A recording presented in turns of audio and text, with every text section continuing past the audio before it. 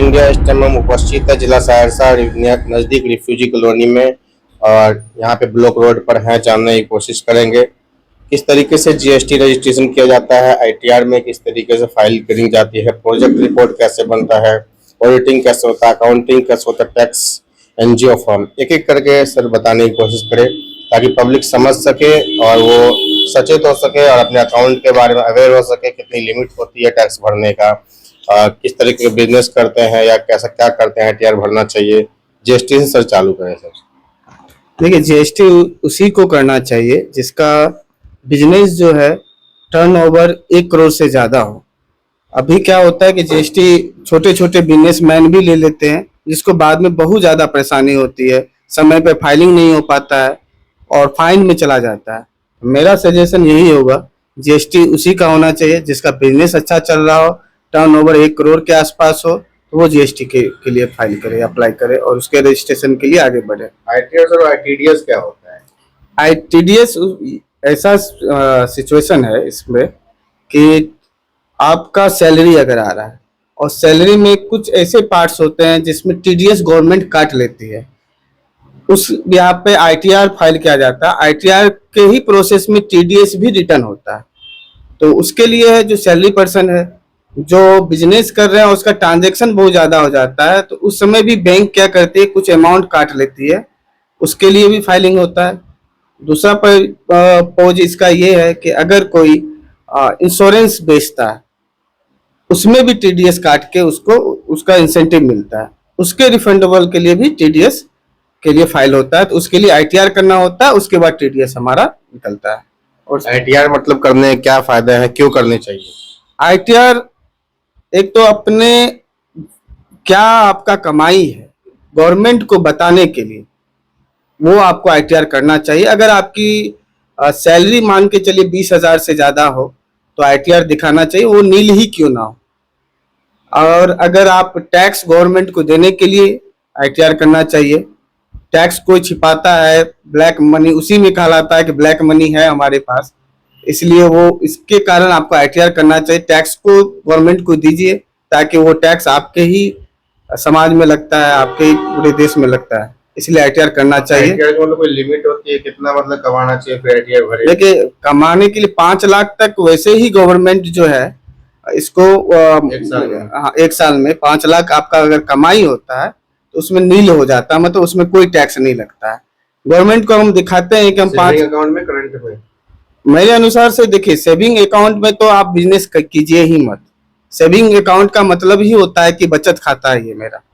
अगर उसमें आप करते हैं तो उसमें क्या होता है कि वो आपका अमाउंट जो है गवर्नमेंट के नजर में ये हो जाता है कि ये अगर आप बचत का मतलब हो गया कि हम जो रोज दर्रा में कमाई करते हैं उसको सेविंग करते हुए उसमें रख रहे हैं और उसको हम करेंट अकाउंट की तरह यूज करते हैं, तो वो हमारे लिए लीगल नहीं होता है। अगर बिजनेस कर रहे हैं तो उसके लिए हमको करेंट अकाउंट खुलाना ही चाहिए। और आईटीआर की बात हुई कि अब हमको करेंट अकाउंट का करना चाहिए या सेविंग अकाउंट का। अगर ट्रांजैक्शन ज्यादा है तो दोनों अकाउंट में आप आईटीआर कर सकते हैं। आईटीआर जो करेंगे मतलब उसकी लिमिट 5 लाख से ऊपर जा रही है तो क्या चार्ज? स्लैब में जाइएगा। अगर आप क्या स्लैब चल रहा है अभी? अभी आपको उसमें 4% स्लैब चल रहा है। और कोई 5 लाख से ऊपर 4% चल रहा है? जी हाँ। कितना लाख तक 4% चल रहा है? ये आपको 10 लाख तक चलेगा इस तरह से।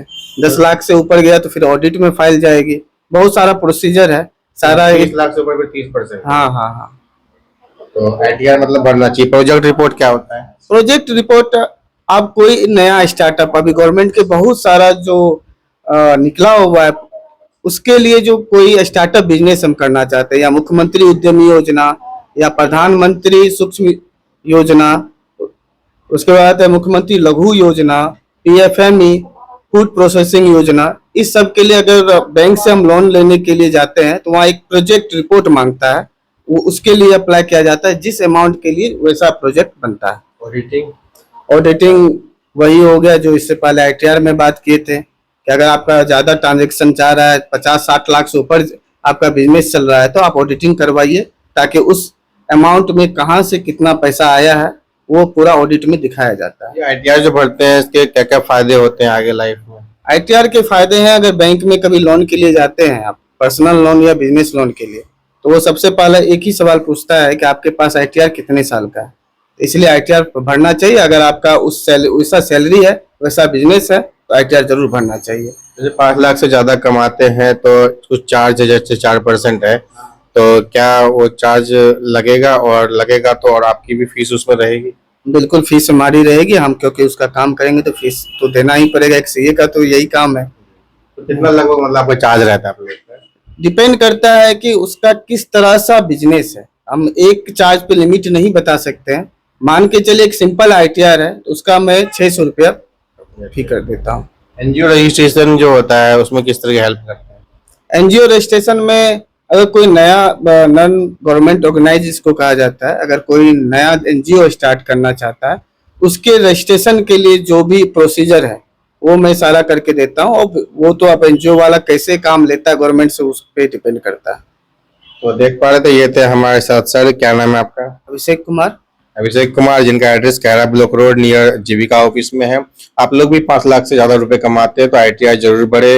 और जीएसटी रजिस्ट्रेशन के लिए कम 1-2 लाख कमाते हैं तो ना ही कराए तो बेहतर रहेगा, बाद में आपको जाके प्रॉब्लम हो सकती है।